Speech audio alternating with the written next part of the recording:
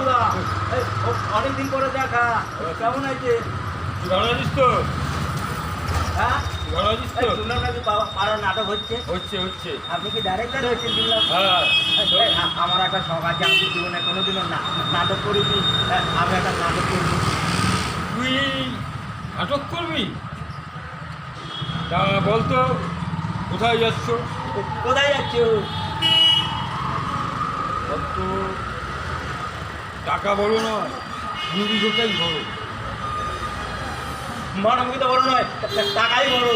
একটু ভুল বললি। আচ্ছা ঠিক আছে, লাস্ট ডায়লগ ঠিক করে বলবি।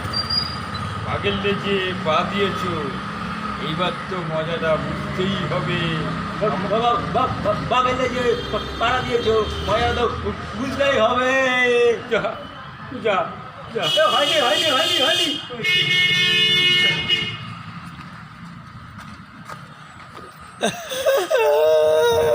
Ha ha ha!